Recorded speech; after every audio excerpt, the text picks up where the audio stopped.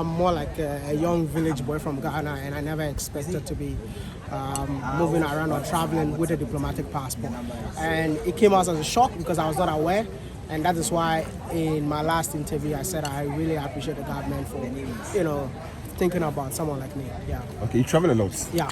Yes, and you are Ghanaian too. You know what is going on in Ghana. Exactly. If you are to rate this current government, the administration, how they are working from 1 to 10, how would you score them? I am not a politician. No, you're not a politician. Yeah, I'm not a politician.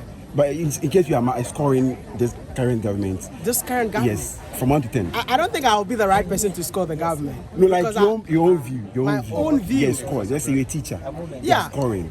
So, teacher scoring. Yes, a teacher no. scoring. Listen, I would love to, but I feel like I'm not in the right position to, because in Ghana where we are, everything you say is tending to be political, and I don't want to be that guy. I mean, this event is organized by, this is an event organized by the wife of the former vice president. I'm here, right? Okay. I just met Mavis. I'm here. Okay. It's just that I don't like how when you voice out your opinion, they tend to politicize everything. And I'm not a politician. I'm just a young man who loves what I do. And if anything goes wrong, I'll come out and say it. I've been doing this all these years. I mean, and I don't know why. Just one word, and then they start running with that. So rating, let's leave it for the comment section.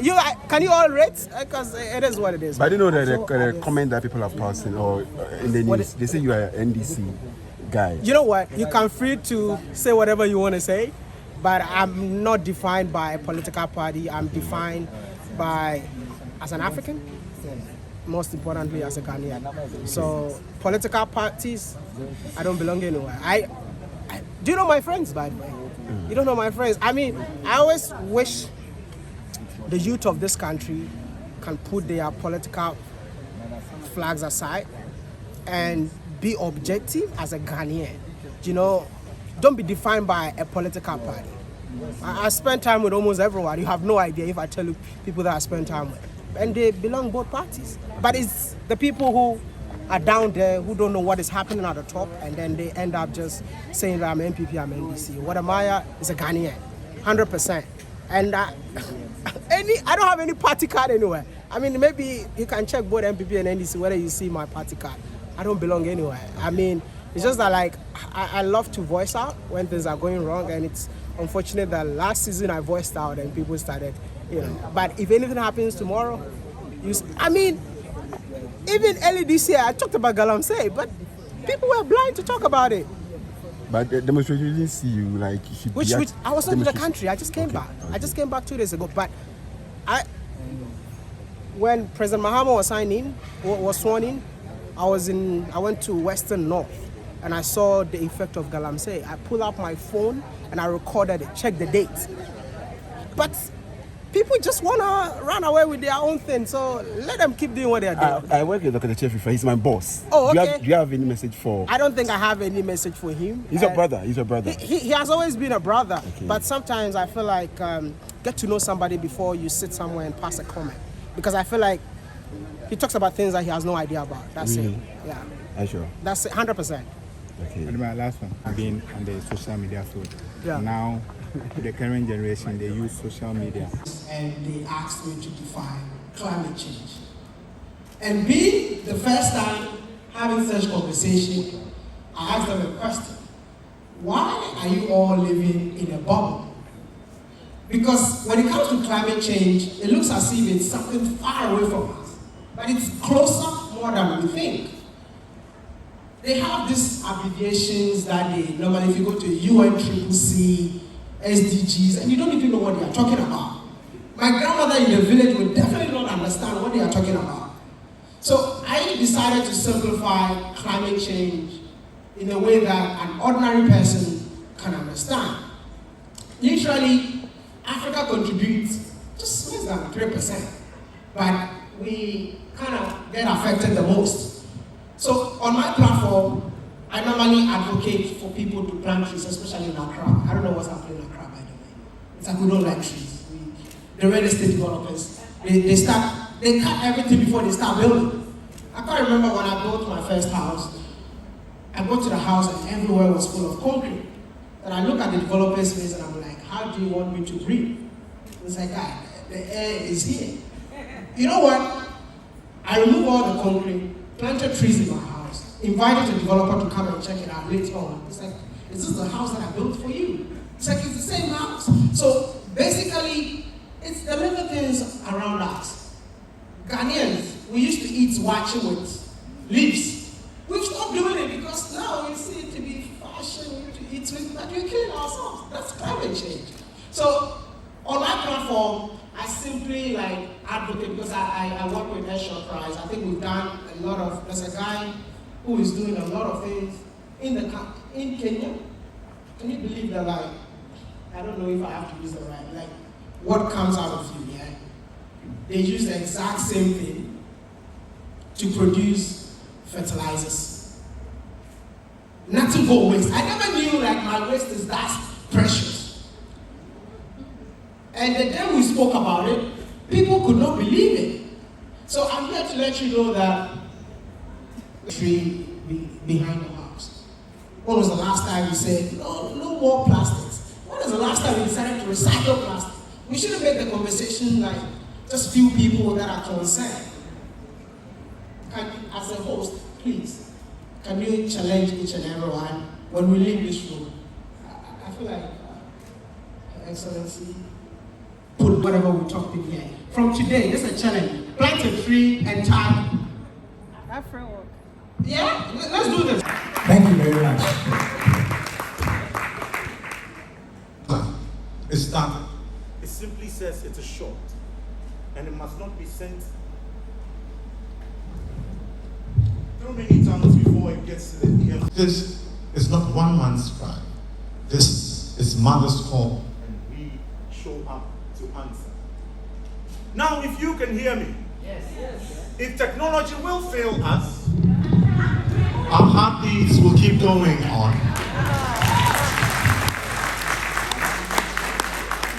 That we gather at the center of this place where the Creator puts his. Why in the beginning he said, "Let there be light," and there was water. People, we have gathered to share some dew and take back home to soothe ourselves. You see this. I often hear we have future leaders. The future leaders are seated in the back. It is no mistake. It is no opportunity to look down on you. It simply says, "Dear future leader, the future is younger than you. Train him the way to go. When he grows up and you are older, he knows to treat you with some respect." And so, future leaders, it is high time we have some young voices. Speak up.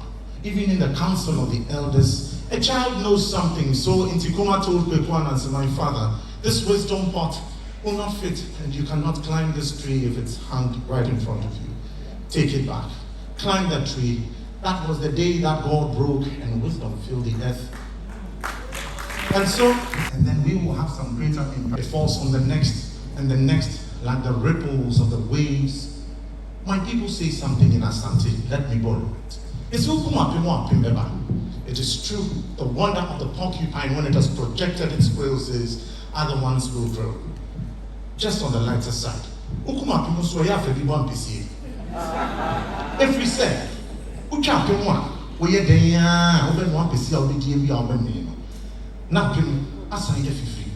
simply says, when we have a source of great ideas, let us delve. 2, spread knowledge, share knowledge, share resources, and Africa will take its rightful place again.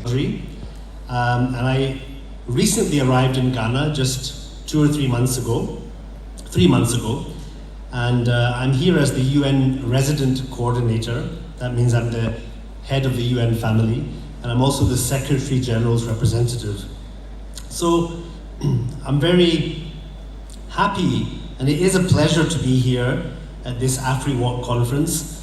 But I want to tell you why, because everyone says it's a pleasure, it's lovely to be here and wonderful to be here and so on. But it's quite nerve-wracking also to stand up, so why is it lovely? Well, first, and very selfishly, it's lovely to be here because I'm new to Ghana. So when I get to this conference, I can meet all this amazing diversity of people. And that to me is a privilege, but it's also something which, it's an opportunity which I won't miss to get to know as many people as I can. And I also say to you, please don't miss that opportunity.